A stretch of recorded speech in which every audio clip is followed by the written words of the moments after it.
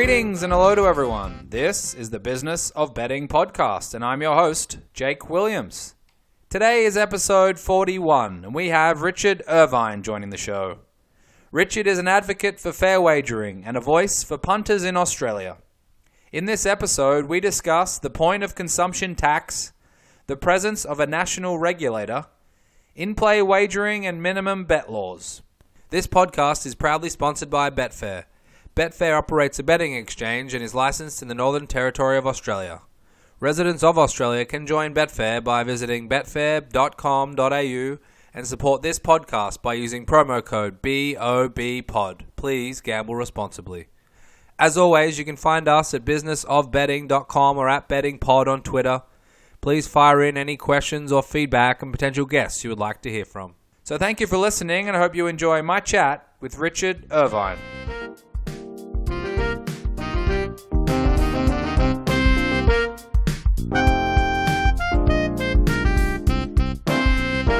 Today I'm joined by Richard Irvine from Fair Wagering Australia, among other things. Richard, thank you very much for your time today. Jake, how are you, mate? So I've been following on with some of the stuff you've been up to over the last year or so, even longer actually, about fair wagering and looking out for a certain portion of the industry, which we're going to get to, and maybe an undercovered portion of the industry. So before we get there, do you want us to take us through a little bit about you and I guess where it started, a bit of background before we get to that stuff? Sure, mate. I've been punting. I think I just celebrated 21 years, and I guess I should say been in the punting industry about 21 years. I left high school, started working in a cafe, and then one of the regulars at that cafe was a bookie called Warren Woodcock, and he offered me a job, and I went to the races on a Saturday. I'd never been to the races before in my life. And started working for him, and instantly was sort of transfixed with how exciting and fun it was. And yeah, so I started working for him. And then, funnily enough, at the time he had about three other staff, but two of those staff was Sean Bartholomew and Kingsley Bartholomew, who people would know well have been at the forefront of Australian punting for probably 15 years now.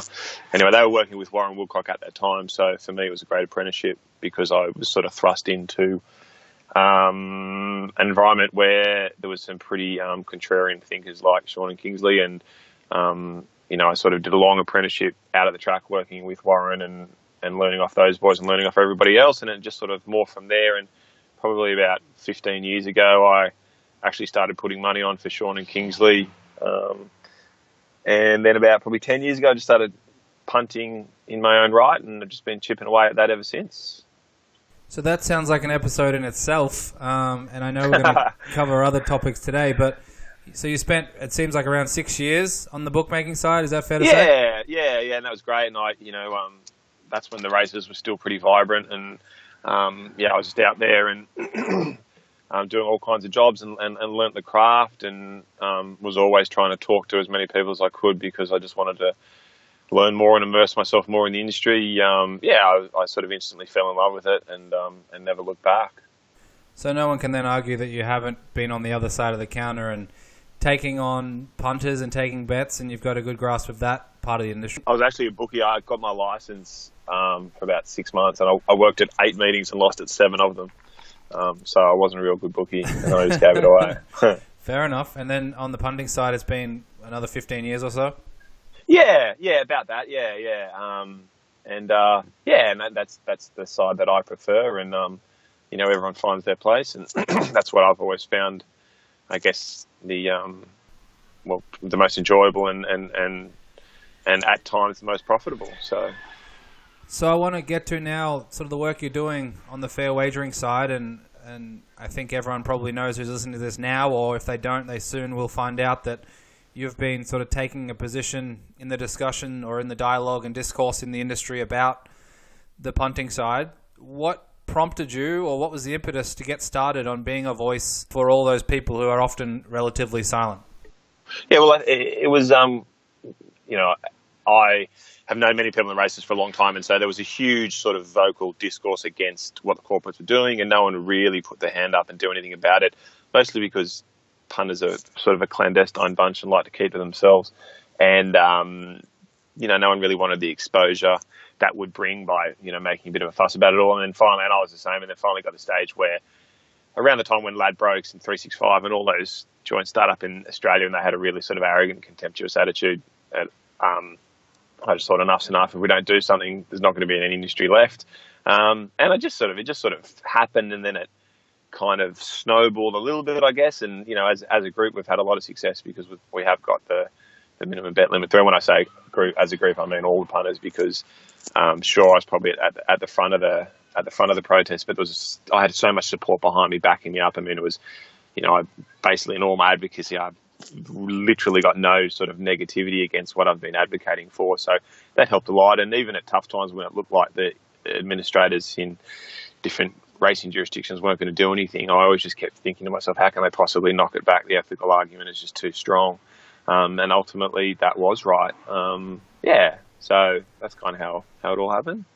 For the group of punters, is there anyone that's not on board for any reason? I just want to touch on this a little bit. Is there a section or a segment of punters that aren't solely aligned with what you're doing, or is it fair to say that as a collective, everyone's clearly on the same page when it comes to having a voice for the punters? Yeah, I mean, I think absolutely. Like, there was, when there was pushback from the bookies, they tried to use the line that, winning gamblers take away the value for recreational gamblers, which is, just such a stupid concept. But they tried it on, and I didn't really hear any. I mean, maybe I heard a couple murmurs from a few people on Twitter saying that they kind of agreed with that, but they'd be such a tiny minority. So look, it was virtually sort of universal support for it, and just universal thought that the right thing was that you should be allowed to win if you're betting. Yep. Yeah, I'm going to try and play devil's advocate if I can at all throughout this show, and it might be difficult, but I'm going to try. So let's get stuck into point of consumption tax, and I guess as a base and foundation for those who aren't aware, what do online wagering companies in Australia pay in terms of taxes and product fees as of now? So now, at the moment, all they have to pay in terms of sort of taxes on their wagering turnover is they pay GST, which I think actually ends up being 9.1% of their gross profit. Because I know GST is 10%, but I guess when you reverse it, it becomes 9.1% or something like that. So they've got to pay that, and then obviously they have to pay product fees to regulatory bodies, and that can vary. I know that the sporting bodies don't reveal what their arrangements are with the particular bookmakers. Like for example, Cricket Australia or the NRL. The racing bodies are more transparent. So let's take New South Wales, for example. They have a rate of between 1.5% and 3% on turnover. And 1.5% is just on your standard meetings, which is the vast majority of meetings. Then you get your, I can't remember the exact terminology, but let's just say semi-premium meetings, and they're at 2%. And then your premium meetings, say like your Doncaster Day or your Everest, that's a 3% on turnover. Put that into context. Back in the day, bookies used to pay 1%, like let's talk about probably 15, 20 years ago, before GST came in. Bookmakers used to pay 1% of turnover to their government, so New South Wales government, for example, and they used to pay 1% of their turnover to the race clubs. What did happen is that when GST came in, the 1% to the state governments was abolished. So the new playing field for bookies back 15 years ago became they pay 1% to the race clubs, and that's since changed. And they pay it, directly to Racing New South Wales and stuff like that now. And they paid GST. And that the reason I kind of explained that is that has brought us to the situation now where these point of consumption taxes are coming in because the state governments got cut out about 15 years ago, and they're sort of, and I think that they probably didn't care because, and I'm not 100% sure about this, but about 15 years ago, the tab was so dominant that the state governments were getting, big royalties from their agreements with the tab, so they didn't really care about, basically it was just on-course bookies back then, and you had the very early days of international all sports and maybe Centrebet, and that was probably about it. But as the corporate juggernaut has grown, obviously the revenues to the state governments have dropped, and that's why they're putting their hand out now. Okay, and then so 1% of turnover. I know in sports betting terms, and I live in the US, and there's a lot of talk about it now. The sports leagues are trying to take an integrity fee. They're calling it a 1% on turnover of sports betting. So that roughly equates to 20% of gross gaming yield or gross gaming revenue. In terms of in Australia right now, or even if going back, is 1% to the state government similar to 20% on gross profit? So the 9.1% of GST is a positive, aspect in terms of wagering operators paying less. Is that fair to say? Well, I don't know. I have to look at the mechanics of all the numbers there, but I would think that because you say 1% of 20 equals 20% of gross gaming revenue, that might be because the market is sort of 105, 106%. But when the market jacks up to 114 or 115%, like racing markets do, maybe it's that figure would then not work so well. Yeah, I think you're probably right, actually. So I've heard some people talk about, they do this in the UK, so it should be fine in Australia. We're part of the Commonwealth. This is great. Let's do this. This is excellent. All good. Tell us why that's ridiculous. Well, it's point of consumption tax isn't ridiculous, but using the UK as an example is ridiculous because the UK don't have any, like, obviously their GST is VAT, but bookmakers don't pay VAT. I believe the bookmakers simply, I don't know, but I know that they don't have 3 points of tax, which we're going to have. They only have 1, possibly 2. To say that it happens in England is not, it's just not relevant because it's the structure that they have will not be the same as what we have. So it needs to be considered wholly as a overall amount of tax. Doesn't matter who's being paid, whether it's a sports league or a racing body or a federal government, state government. In totality, that tax rate needs to be a mechanism that doesn't cause too much pain, I guess, for the operators. Yeah, completely. Like that, the state government, I mean, that was the biggest problem with what South Australia did, is they just unilaterally brought in this point of consumption tax with, I believe, zero consultation to the bookmaking marketplace, and everyone was just blindsided. And where they got the 15% figure, I mean, maybe that's the 15% figure came from what they charge in England. Maybe South Australia modelled it on what happens in England.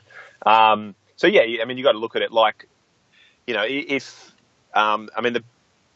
what the bookies, everyone's accepted the point of consumption tax is coming in. There's no doubt about that. What it is now is about sort of talking through what is the best result for basically the industry and the government. And when I say government, I mean state government. So that's what the conversation is. There's no conversation against point of consumption tax because it can't be stopped. And it probably, I've had some conversations. I actually had a conversation with Peter V'landys about it yesterday. I emailed him and went and chatted with him about it. And he sort of said that both Victoria and New South Wales have never really wanted a point of consumption tax.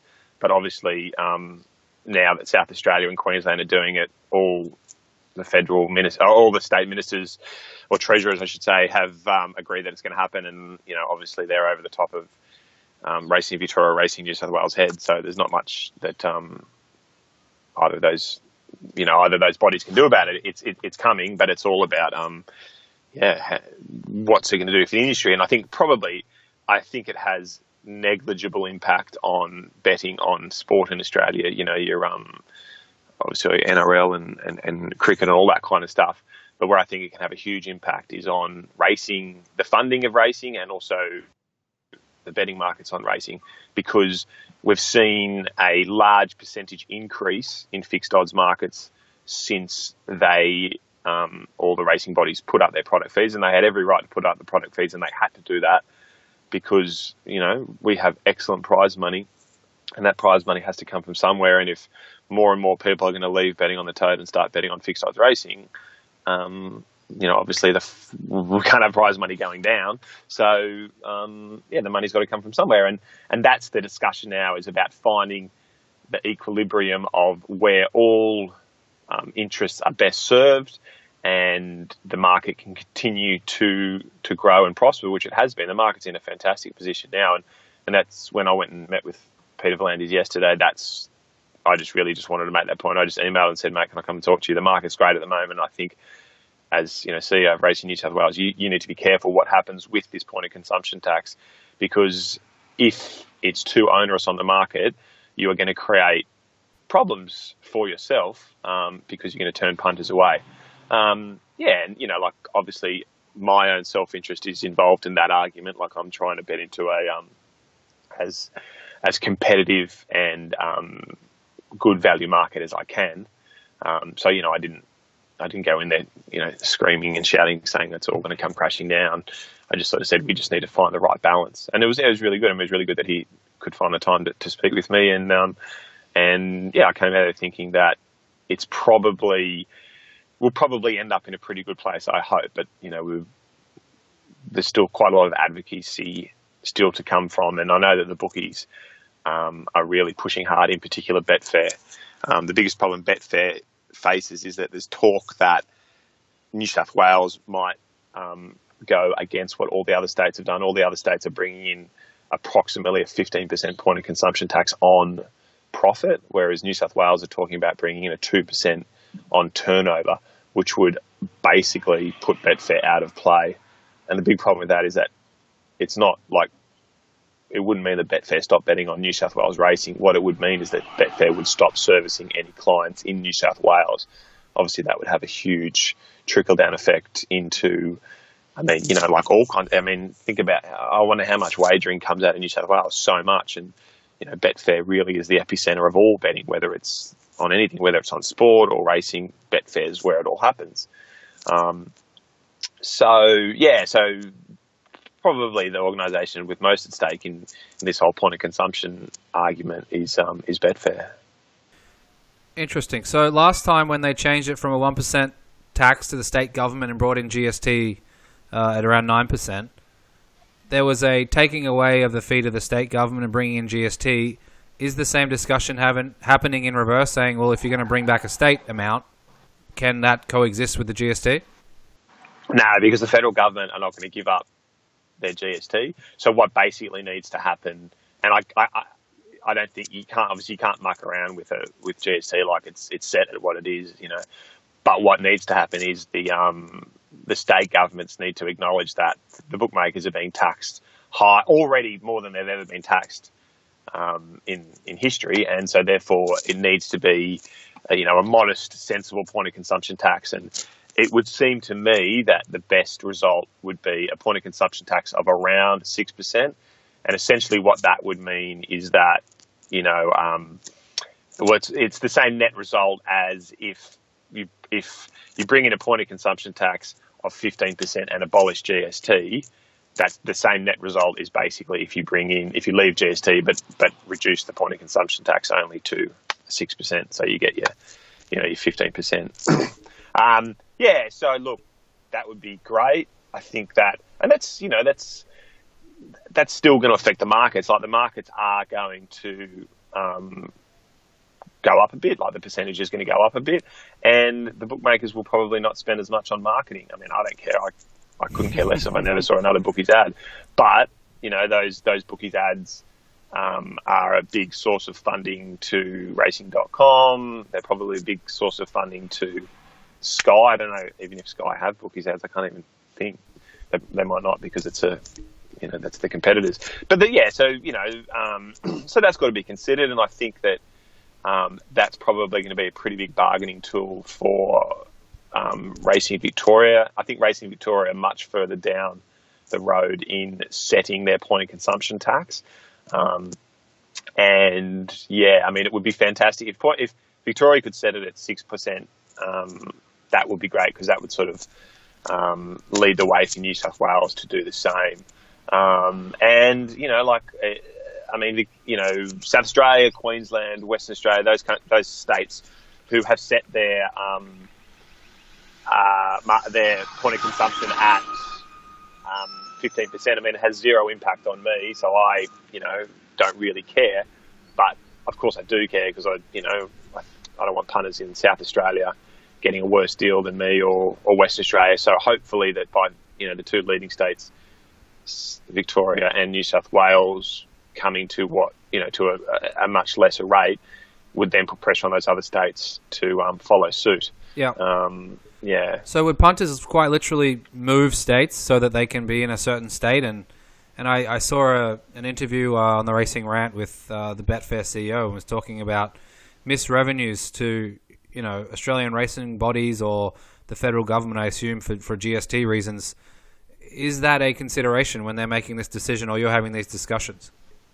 Definitely, and I made that point strongly to Peter V'landys yesterday. And, when I'm knocking about out, chat with punters and chat with people in the pub and that, and we talk about I guess you can call it the over-taxation of the market, everyone seems to say, well, all we'll do is sort of make SPing flourish again because, bookies who've got their license now, they're going to go, oh, fuck this, it's too much. Why don't I just go home, turn my phone on, offer people 5% or 10% over what the tab's paying and just bypass the government.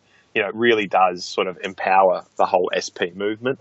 And I made that point to Peter and, he certainly seemed to take it on board. And that's one of the things that he and all other racing administrators hate the most is the leakage of money away from them, and whether it goes offshore or whether it just stays in Australia but it bypasses the state bodies. That's what they really don't want, and so that's that's what you've got to be aware of. And I generally do think that aspect has a real chance of happening. I'm not just saying that to be hyperbolic and dramatic. And to talk up my own cause, I just really do think that is an issue. So and it might be.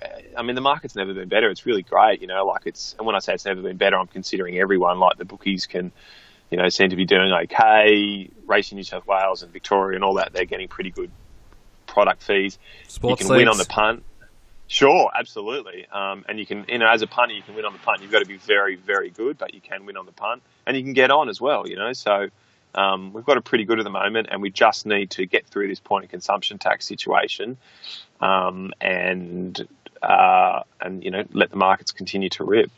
Won't those decision makers say, well, we've had a big crackdown, there's large penalties for those operating in an unlicensed capacity, and for example, if there was an exchange called CityBet or if there was a bookmaker called Pinnacle offering to certain people, we would crack down. Are those arguments valid at all? Yeah, completely, and they will, and they should, But is that really going to deter people? I don't know. It depends how severe the penalties are. But you've also got to look at why are people doing that. If it gets to the point where it's not economically viable for people to punt, and that's a lot of those people wouldn't actually realise that themselves, that it just happened naturally because they just find that their punting dollar doesn't go as far as it used to. Well, then the government need to recognise that they're overtaxing it and they're not stimulating it. And the government's got to remember too, like it's a big industry. It can grow so much more, and obviously the horse racing or the racing industries is a huge employer of so many people. So they want to, keep that cranking along. And of course, in all this, harm minimisation or responsible gambling is very, very important. And when I say that the industry can grow more, well, yes, it can grow more, but of course, before any of that can happen, we need to make sure that no one's betting with more than they can afford, and that that people are either betting for two reasons: one, for entertainment, and so they do lose their money, but they get entertainment out of it, or they're betting to try and make money, and that all aspects of service. So yeah.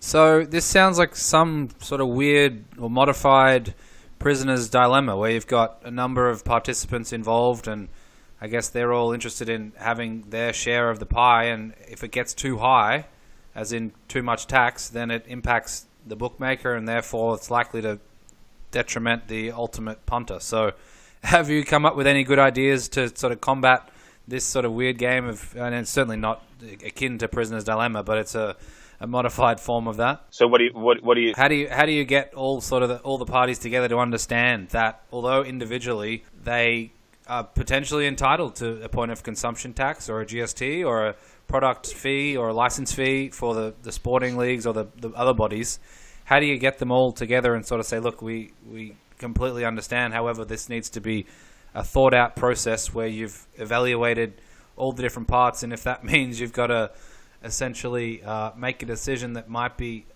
not maximizing your position, but understanding that it's done so for the greater good in terms of all of those different entities need to take a little bit less so that the industry can continue to be viable. How do you approach sort of that conversation? Yeah, well, I mean, that's why I wanted to. My first point of call was to go and speak to Peter V'landys because I'm just talking from a New South Wales perspective. But I know one good thing that came out of talking to him is he said that the New South Wales Treasurer is going to do a study and they're going to call for submissions. And he said that I can put in the submission that. I mean, maybe it'd be open to the public. Anyone who wants to put a submission in can. So I guess that's. I mean, all you can really ask for is that. So that's kind of good. I mean, going a bit further than that, these situations continue to happen in racing and in gambling. So yeah, we definitely need a national regulator. But I mean, it's just.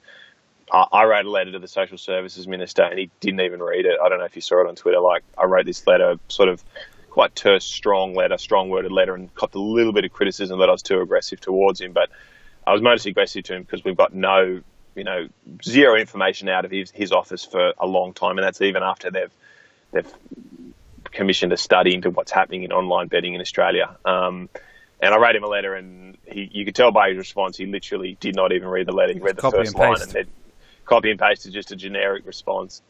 So it just kind of feels that we're a long way away from that. But I was thinking about it last night and I was like, it's pretty good. Like when you've really got something pressing and you want to talk to someone about it who can make some decisions, it happens pretty easily. Like just, going back to what made me think that was just being able to get that meeting with Peter V'landys. Like I just emailed him. I mean, I just got his email off the Racing New South Wales website and then sure enough, a couple of days later, he wrote back to me. So my point is that when you really want to get somewhere, if you push hard enough and you have a compelling enough argument, you can affect change and you can talk to those people, which is sort of, in a way, answering your question. That I was sort of like trying to get a national regulator is incredibly frustrating. And then I was thinking about it last night going, it'd be good, but it's also not that hard to talk to the right people if you're patient enough. So okay, yeah. So I want to, before we finish on point of consumption and maybe get to that in terms of a national regulator, the TAB and TATS, I'm sure they're saying, why should we have to pay if we're land-based or in pubs and clubs and that type of stuff? Is that a valid argument for them to be pushing the other way and saying, look, we're not online wagering operators, we have to partake in this, so it's only fair that those based in Northern Territory or wherever they're based or licensed have to as well? Yeah, I think that's a very fair argument. Yeah, I think that the corporate bookmakers have had a free ride for a long time and the TAB have been under a lot heavier taxation.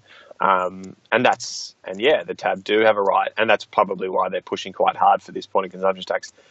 I mean, they're simply doing it as a bit of a defensive play to try and make it more difficult for their competition to make money.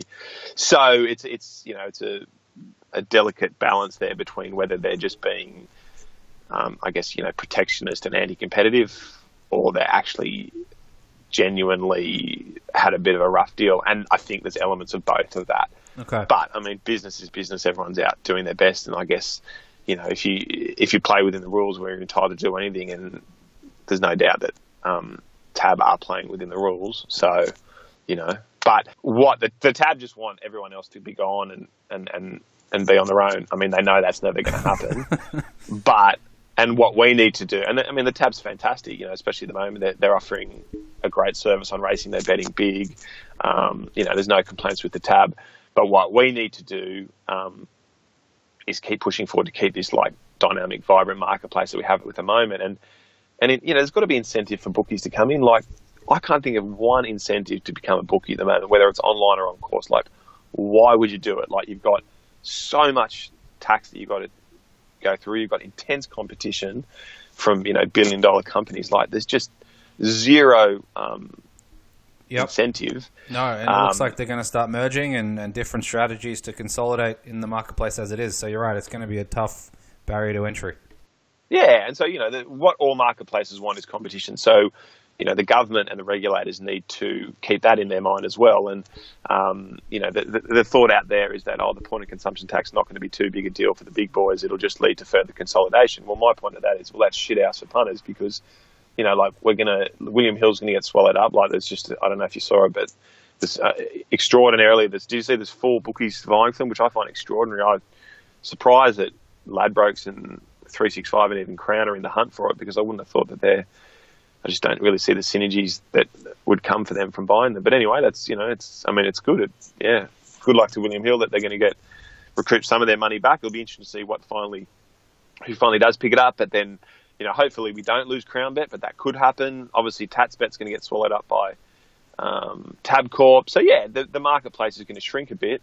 And if the point of consumption tax makes it even more difficult for some of these operators, and they go, well, we're suddenly going to go from having 20 bookmakers to bet with down to about 10, and that's not great, is it? Obviously. No, it's not. And in some respects, it might stifle that competition or innovation, or having these giants just fighting it out in a duopoly, or if there's 3 or 4 big players. So. Let's talk price. Unlike bookies and toads, the Betfair Exchange is a low-margin, buy-sell, fixed-odds marketplace where the value stays with the punter, not the house. Ready for the game within the game? Join betfair.com.au. Gamble responsibly. We'll see. On the national regulator point, have you thought deeply about it to get to sort of a point that would make sense? And I come from the perspective of, Tab and the, Tats might be interested in certain things. Those licensed in the Northern Territory and their approach, would it include, obviously other stakeholders in the discussion? Would it just be an argument and a robust discussion every time without a lot of action? Or how do you see it playing out if in a perfect world, or a situation where you had sort of control over it in the beginning? What would it need to look like? Well, I think it's incredibly simple. Like the federal government say it's happening, they get together and we work out who needs to be represented, whether it's Tabcorp, whether it's the corporate bookmakers, so it's just looking at the wagering operators. It's not looking at, Racing New South Wales or any of those kinds of jurisdictions. Okay.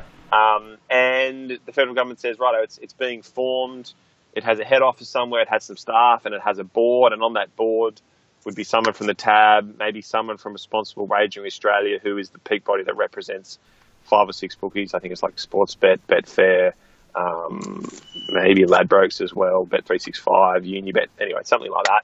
So there'd be someone from there. There might be someone from, I don't know, like the board's going to be made up of 10 or 12 people. And obviously there has to be a punter on that, to represent punters' interest.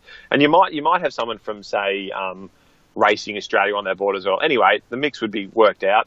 And then it's quite simple that whenever a decision is made, like the point of consumption tax or like a minimum bet limit, that peak body does research, makes some findings, gives it to the federal government, and the federal government says, righto, this is what's happening, and that's, obviously there's going to be a lot of consultation with all the different sides, and then whatever is landed upon and is deemed the fairest result, that's what happens, and that's what is enacted into legislation. It's not, sometimes it's going to go against certain sectors of the wagering market, and sometimes it's going to be in favour of other people, but that's just the way it is, that happens every day in life. So to me, that seems very simple. Why it's not happening, I don't know. Wagering in Australia is a big industry. It's not going anywhere. The sports bodies want it. They want the revenue. They have zero problem with the social impact of gambling. I mean, when I say they have zero problem with it, they certainly are strong advocates for responsible gambling, but they don't care that there's going to be pushback from some of their supporters saying, we don't want gambling in our game. They don't care. They want the revenue. So they're pushing those people aside. But of course, responsible gambling is going to be a big part of any gambling on sport. I'm not saying that they don't care about that. They absolutely do. A couple of years back, there was a bit of a push on some of these codes like AFL and NRL to just completely get rid of gambling from their game. But that's not going to happen because the sporting bodies don't want it. They want that revenue, and revenue is hard to come by. And I think it's good. I think gambling should be on sport. I think that it needs to be hidden a bit. I think that there should be no, advertising during sport, like live games, and it should be really paid back. But there should be a deep, vibrant market behind the scenes that if you want to go and find it, you can. I know I'm getting a little bit off topic there, but that kind, what I'm talking about there, that kind of stuff could be easily dealt with by national regulators, and that's probably a good point. Case in point would be that if in a couple of years' time we find that there's too much advertising creeping back in, well, then the national regulator can, act and, bring in less or more advertising. That would be another thing that they could look at. And another thing that they could definitely look at is the harm minimisation, responsible gambling aspect of things. If we find that some areas need attention, they can do that. Or even like this credit betting ban, it's probably a little excessive.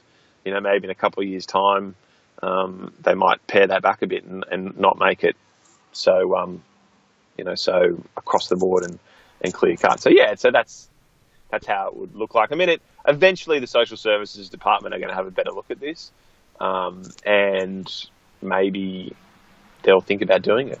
So yeah. The idea of having a punter on this national regulator is obviously a brilliant one. However, it's certainly not common globally.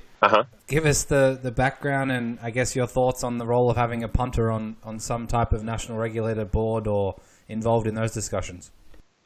Well, it would just give it legitimacy. It would give it credibility. I mean, there's for every 1,000 bookies, or for every 1,000 people with interest in bookmaking, there's 100,000 people who have interests as a punter. So, you just need to be there. And, I guess use me an example. Like I've had 21 years experience, as I said earlier. So I know a huge amount about what happens and what the knock-on effect from different things happening are. So if there's a punter on the board of that, if something's moved about happening, I can say, well, this happened back then. Or, if it was someone like me, I can, I know a lot of punters who've been punting for 50 years. And if there's an issue that needed attention, I can be like, well, I'm going to talk to this person about that. And they'd be able to give me advice. And then, I can take that advice back to the board. And I mean, it's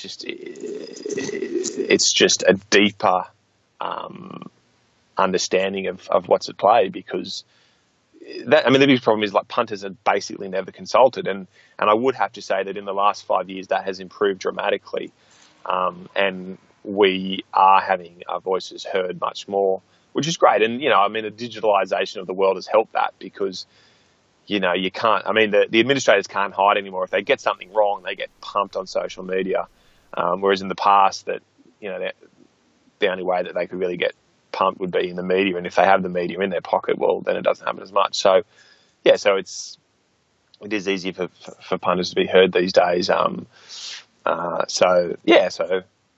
guess, does that answer the question? Yeah, no, it's obviously a very useful part of any type of body like that. It's just something that sadly you don't hear enough about. No one really talks about it. You might have a lot of diplomatic, bureaucratic, suit-wearing types on there, which is, I guess, the way these things go. But there's no one, in my opinion, more important to the ecosystem or underrepresented in the ecosystem than the punter. And whether it is a professional or a syndicate or a group or just a group of punters, it's obviously probably one of the most important aspects. So I just wanted to give it the airtime that it deserves and make sure others weren't just glossing over it a little bit. Yeah. In addition, then, let's talk minimum bet laws, and I guess at a base level, tell us why they're so critical for the underrepresented group I was just mentioning, the punters. Just simply because you need to have confidence in the market, and if you're going to put hard work in to try and monetize your effort, you need to know that you're not just going to get booted out of a market, which was happening before the minimum bet limits came in.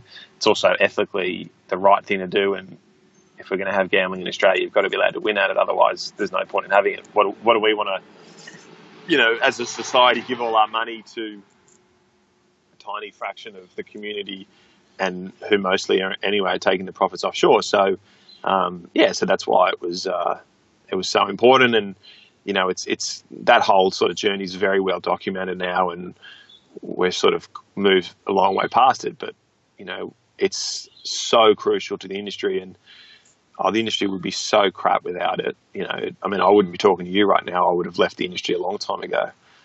You probably wouldn't be involved either, because it'd just be, there'd be no one to talk to. No, you'd get rid of the more sophisticated, and you just have, just the more unfortunate gamblers betting, and it would not be cool at all. Yeah. So what about, and finally I can put my my devil's advocate hat on for a moment. What about sort of the legal aspect? And I know there was a VCAT decision, I believe, 4 or 5 years ago involving Sportsbet, where one of their customers tried to, essentially say that we should be allowed to place a bet, and I think the result of that was not positive in that instance, in that set of facts. So it may be construed broadly or may not be, but the whole idea of, I guess, consumer law applying in that, a business can set itself up and doesn't have to accept a customer unless it's, talking age or race or disability and some of those other things, which I haven't read Australian consumer law for a while, but I'm pretty sure some of that's in there. But that argument of, I'm setting up a business, I should be able to choose. How do you combat that or think about that? Well, I think that how that has been combated is for example, Racing New South Wales, they brought in the minimum bet limit, but then it was also legislated by the state government. So, like one of the very first people that I contacted was the ACCC, because I was like, well, this isn't fair. How can you allow this? And the ACCC said to me, all we do is act upon government legislation. So there's no government legislation there saying that online bookmakers have to bet people. And that's simply because bookmakers started, they grew without legislation keeping up with them. Now, I did make the point, but occasionally you do hear the ACCC acting and saying, they've pulled Telstra into the court because Telstra have done something that's wrong by customers or da-da-da-da-da. And they said that occasionally the ACCC acts above and beyond the government if they can see something that's like manifestly wrong that affects millions of people. So, it has to be a very, very big deal. And then, the ACCC can take someone like Telstra to court over the way they're treating customers. However, something like a minimum bet limit is never going to have a big enough impact for the ACCC to act. So that's kind of how that happened. And I think that, to answer your question, the reason that the minimum bet limits are doing well in their holding is because there's legislation in the state government now, wherever there's a minimum bet limit, that says this is, that Racing New South Wales are allowed to tell the bookmakers that they have to bet people, and it's in New South Wales law. So the bookmakers, they have no choice to do it. Law is law, and that's why it's worked. And any further minimum bet limits have to go down that same path. So from a bookmaker's perspective, and with your 5 or 6 years experience included, is it good or not? Is it good? Is it that bad for bookmakers having minimum bet laws, in your opinion? How does that all? I don't think so. Look, it probably has. I mean, I think Sportsbet, when it actually came in, they put in one of their reports that they thought it would have an impact on their bottom line of $2 million, which is like nothing. They're making, like $100 million a year. And to Sportsbet's credit, they were, not the fairest bookie back a while ago, but as soon as the minimum bet limits were introduced, they've been great, and they bet everybody, and the business is doing really, really well because of it. I think that the other bookmakers probably don't mind it as much as they thought, but of course, I can't speak for them. And I think it pushes them back towards traditional bookmaking, which is, what they're all really licensed to do. It's like, put your market up, do your best to lay every runner, make your percentage and move on to the next race. And I think that by having the minimum bet limit, it encourages them to do that because, they can't duck and weave particular punters on particular horses. They're best just to, cop the tip a bit, I guess, from the smarter gamblers who bet with them and maybe make their book around that. They have a lot of percentage these days, the bookmakers, and those markets do move around a lot. And, the top fluctuation of all the bookies probably on every single race, I would say, would get right down towards 100% or less. But that doesn't necessarily mean that they're all laying it, every horse at the top price. And further that, when you go and look at their annual reports, they all have yields of about 12 to 40% on their horse racing bets, which is pretty fat. There's a lot of meat in that for them. Some room to move there. Yeah. Okay, so put your Richard Irvine bookmaking hat back on for a moment.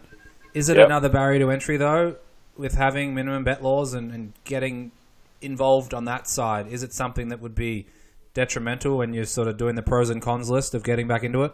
I mean, not really. If you want to be, if you want to become a bookie these days, you've got to, I don't know. I just think it's, such a crappy method to go in there and just try and find mugs and take their money. Like, if you want to be a bookie, you want to get, you should concentrate on the traditional art, which is putting a market up of 115% and trying to lay every runner, at that 115%. I understand it's nowhere near a perfect science like that.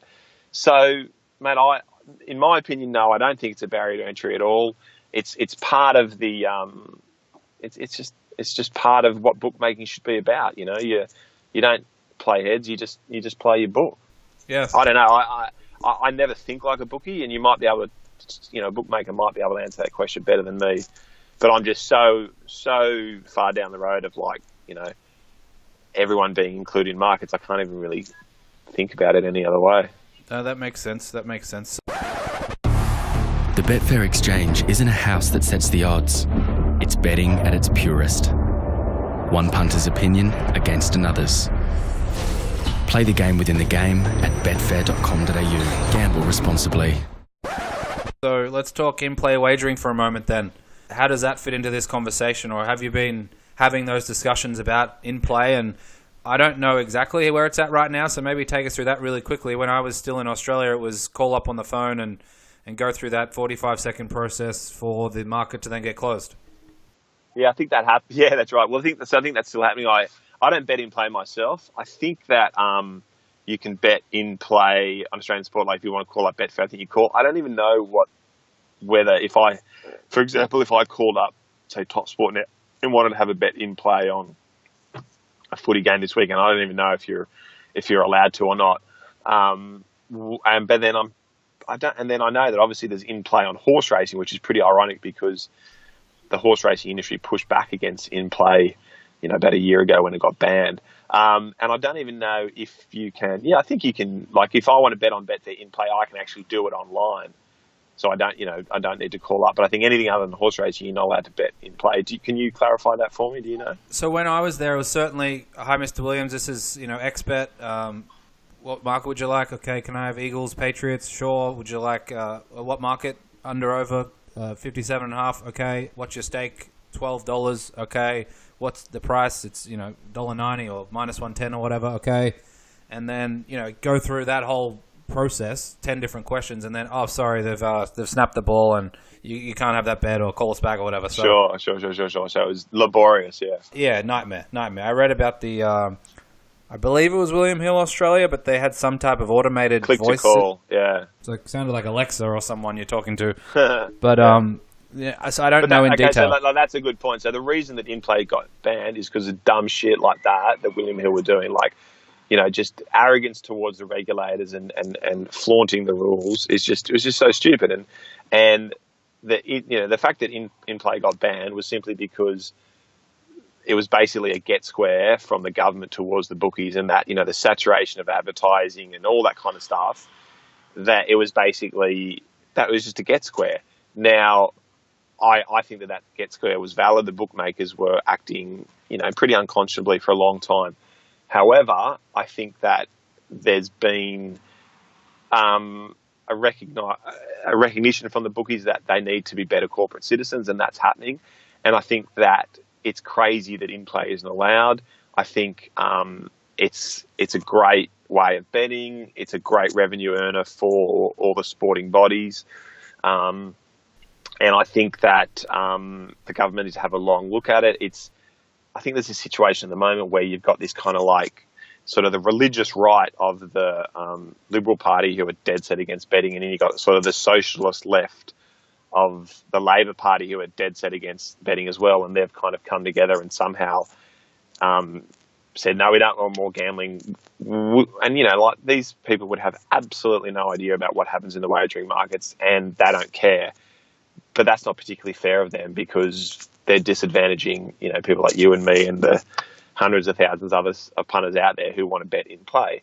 So I think, and I've even I had a brief conversation with Responsible Wagering Australia, which is that peak body I was talking about, and I said, that my proposal is that there should be a coalition put together of punters and bookies, and the number one thing that we're trying to achieve is bringing in-play betting in, along with nationwide minimum bet limit, because if you want to get the support of punters and the support of me, which I think would, I can't see the bookies getting in play in any time soon on their own, But if it's, a joint force, a joint coalition of punters, bookies, and the sporting codes, I think there's a big chance that, you can get in play, and simply because the decision that was made was just not fair.